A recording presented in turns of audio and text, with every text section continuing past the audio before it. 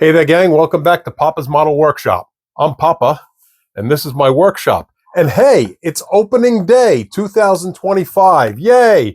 Opening day in Major League Baseball is probably the biggest day of the entire year, at least in my house. I think I've mentioned to you before, I own a business, and I actually closed my business for opening day. So it's still early in the morning, and I have a little bit of time to come down here to the shop before people come over. I've got people coming over here today. We're going to have games on all day long inside the house, and out in the back we'll be barbecuing and tailgating, and it's kind of a big event here in my house for opening day. So opening day, yay baseball. All right, so like I said, it's early morning, and I still have a little bit of time. Let me go over a couple of things with you. First thing of all, we are down to 31 days on NNL East, and I haven't really gotten much done on my 48 Ford. Now, the hope is this morning I am going to try to get this all wet sanded. Okay, everything has been washed. Got my little note on there, and I wash everything in my Dawn and water solution upstairs. And this morning I will be going over and wet sanding everything. I'll try to get some primer on there and sanding after the primer is dried, and that works out pretty quickly because I do have the dehydrator.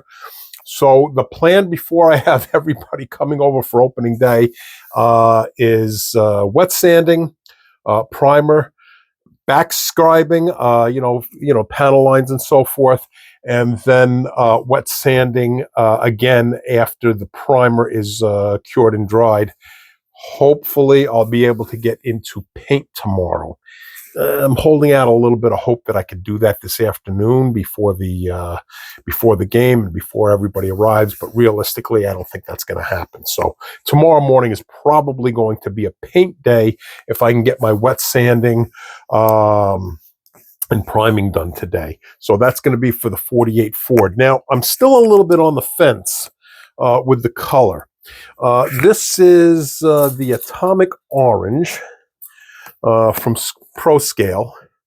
That was the color that I was originally, leaning towards in the process of testing colors. And I think in the last video I mentioned that that was going to be my day, was testing colors and so forth. And I found this Tamiya. This is actually, what is this? LP51 lacquer is what this is. And in the process of doing my homework and checking out different color combinations online, I'm really kind of liking this orange color on this car, all right, with a white interior, see? A white interior. I like that color contrast a lot. So I'm seriously thinking about going in that direction with this car. And by the way, if you test your spoons the way I do for colors, that's a good, helpful thing to do, is to put your information right on the back. And of course, I have gone over with you the test cards from Display. All right, and you can also write your information down at the bottom here too. So those are the two things I do. I know I've covered that before. I'm just reviewing, I guess. So yeah, these are the two that I'm kind of debating between. Now, if I go with this, the burnt orange, I don't think I can go with the white interior. I just don't think a white interior is going to go as well with this.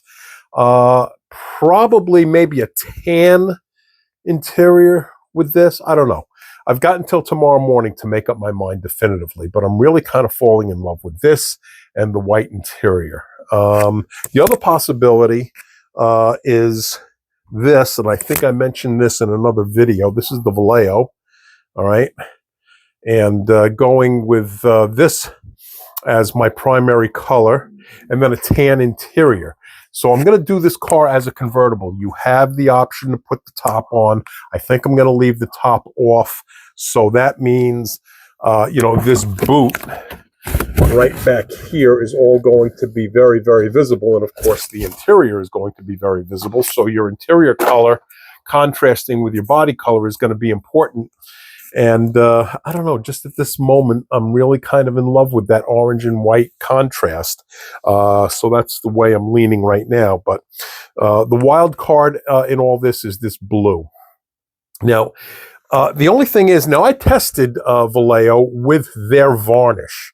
And if you put the Vallejo varnish on, this will shine up and look really nice, but it doesn't quite reach the level of that.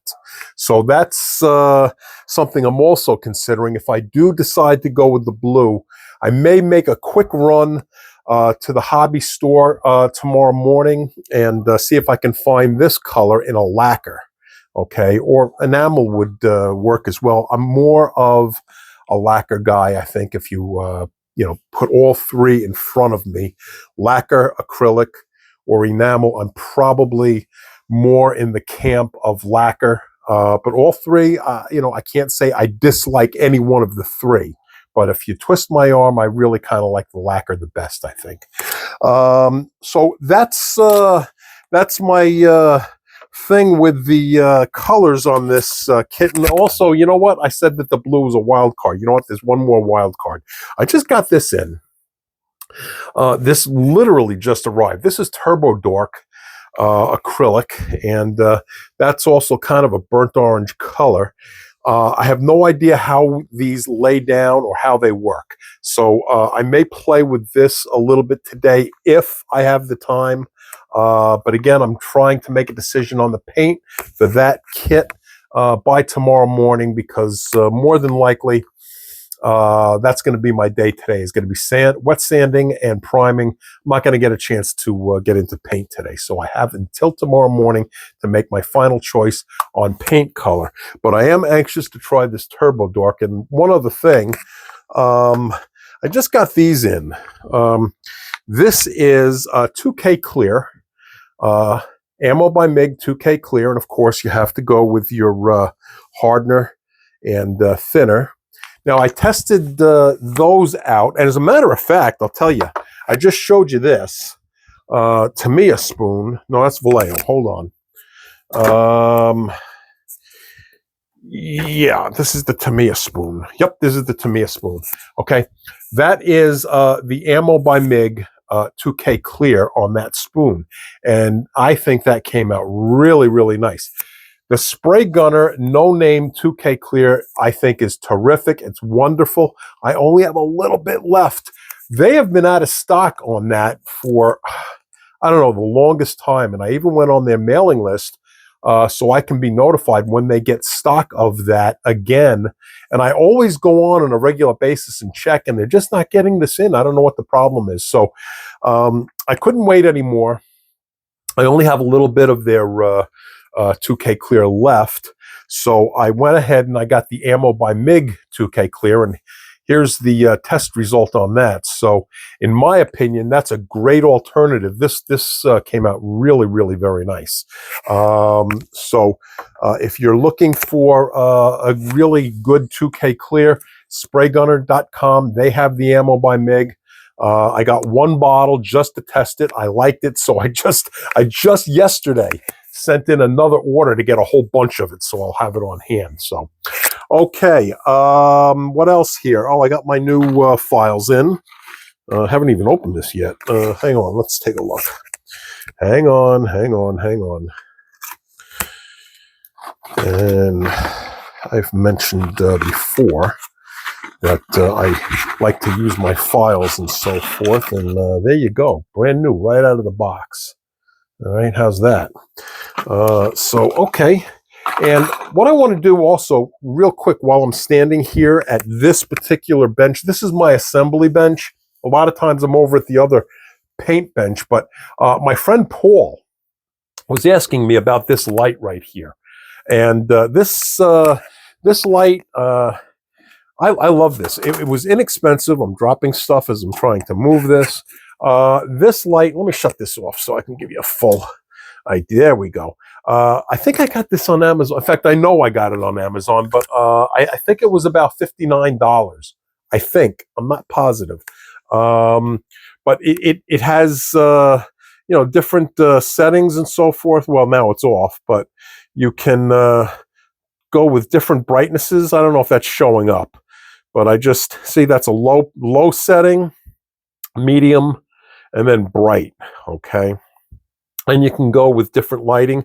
I just set it to an incandescent type of setting. There's I guess that's kind of an in-between setting, LED and incandescent, and then of course you can go back up to the LED setting by itself. And this has the adjustable wings on the left and the right. I've mentioned to you before, it's important to have lighting on the left, on the right, and then in the center so you avoid shadowing while you're working. And I can't illustrate this real well to you because I've got this set up in such a way where it's coming through these plastic drawers that I have here. But you know, this will go up, it'll come down. It's terrific. So for, like I said, 59 bucks, I'm very happy with it. I think it's a pretty good buy. So Paul, I love it. If you're considering buying this, yeah, I recommend it highly. And you know, I know you and I kind of discussed, you know, coming over and even looking at it. So anytime you get the opportunity on a weekend or something, come on over and, you know, I'll be happy to show you. All right, gang, I think that's going to kind of be it for this video. Like I said, I have a lot I want to get done before we begin opening day here and everybody getting here and tailgating and all that sort of stuff. So I'm going to wrap this up. So I'll see you in the next video. Okay, thanks.